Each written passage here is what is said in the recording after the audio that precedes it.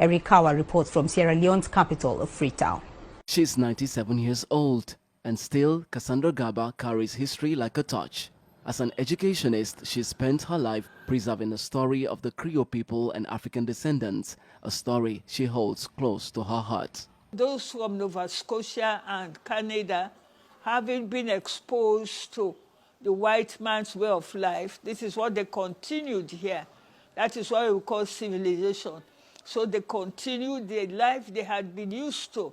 So the slaves that were liberated off their boats, who had not gone to Europe or America, they found these people and they also were mixed.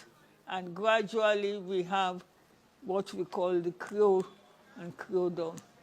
For over 15 years now, she's been writing and publishing biographies, capturing the voices and legacies of Krio descendants, making sure their stories live on and are never forgotten.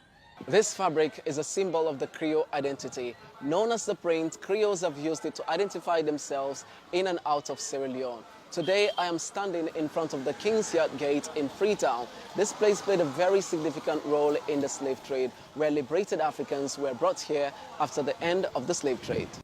Samuel Valcasel is the president of the Krio community in Sierra Leone. He believes their ancestors were wronged by colonialists and are less represented in Sierra Leone's political landscape.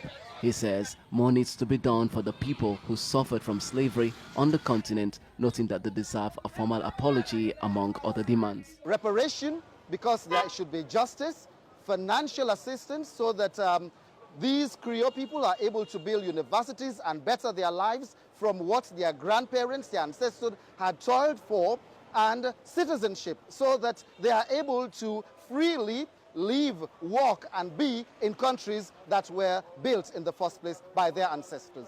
This year's theme is Justice for Africans and People of African Descent Through Reparations. Adopted by the African Union, the theme highlights the ongoing pursuit of justice and redress for historical injustices, particularly the transatlantic slave trade and colonialism.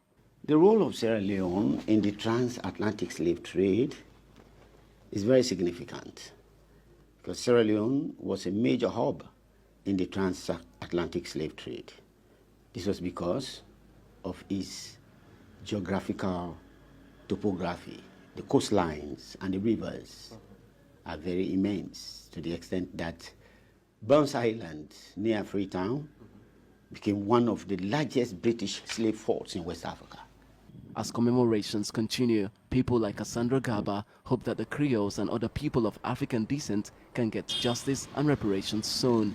And in the meantime, they will keep their stories alive. Eric Kawa, CGTN, Freetown.